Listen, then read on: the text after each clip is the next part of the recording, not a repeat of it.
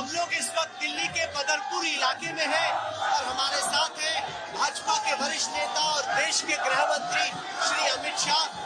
ये इनका पहला इंटरव्यू है दिल्ली के चुनाव पर।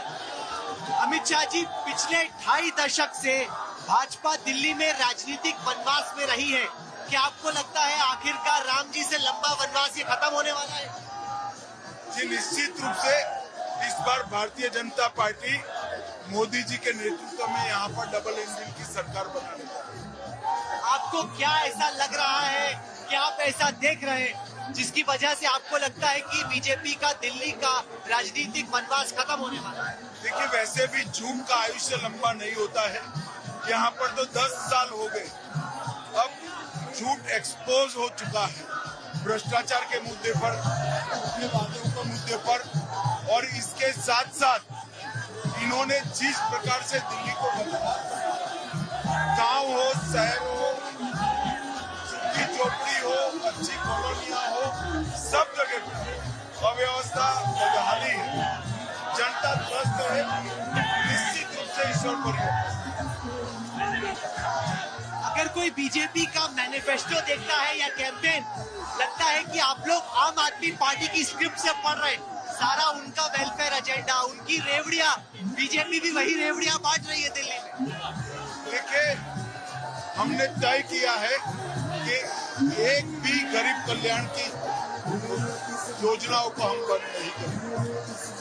देश में सबसे पहले गरीब कल्याण की योजना 2014 के बाद मोदी जी ही लेकर आए। चाहे 5 लाख तक का इलाज फ्री हो, चाहे घर फ्री हो, चाहे शौचालय हो, चाहे 5 किलो अनाज हो, इस सारी गैस का सिलेंडर हो, ढेर सारी योजनाओं भारतीय जनता पार्टी ने ही चलाई।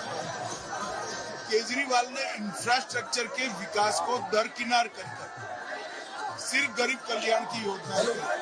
भारतीय जनता पार्टी ने इंफ्रास्ट्रक्चर को भी बनाया और गरीब कल्याण की योजनाएं भी करी। चाहे मध्य प्रदेश हो, छत्तीसगढ़ हो, राजस्थान हो, महाराष्ट्र हो या उड़ीसा, कोई भी जगह पे हमारा गरीब कल्याण के लिए जो बजट है, ये टोटल बजट के 8% से ज्यादा नहीं। वो ही बताता है कि हम बैलेंस अप्रोच के साथ जा रहे हैं, जिससे परमानेंट डेवलपमेंट स्टेट का न रुके और गरीबों के कल्याण की हो। पहले बीजेपी कहती थी कि रेवड़ियां खराब है, पब्लिक फाइनेंसिंग इम्पैक्ट होती है। अब आप भी राहुल जी, आप एक तय कर आए, वही सवाल पूछते, मेरा जवाब नहीं सुन रहे। हम बैलेंस अप्रोच की बात करें। इन्होंने सिर्फ योजनाएं और स्कीमों ही की। पानी का शुद्धिकरण का प्लांट नहीं लगा, यमुना शुद्ध नहीं हुई, रोड अच्छे नहीं है, कूड़ा उगता नहीं है, लोगों को अस्पताल अच्छे दे नहीं पाए, स्कूलों में विद्यार्थियों की संख्या कम हो रही है। ये सारा बंद कर सिर्फ कैश देना चालू किया। जब हमने गरीबों की योजनाओं के साथ साथ इंफ्रास्ट्रक्चर का भी विकास किया।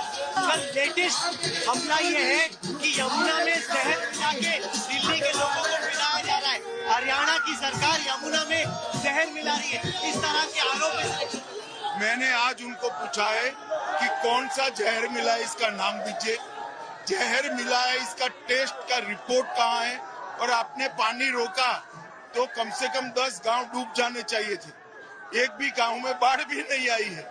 तो किस प्रकार से इतना निकृष्ट प्रयास चुनाव जीतने का झूठ बोलकर ये कर रहे हैं। जनता को डराकर, एक पैनिक फैलाकर एक प्रकार से जीतने का प्रयास कर रहे हैं।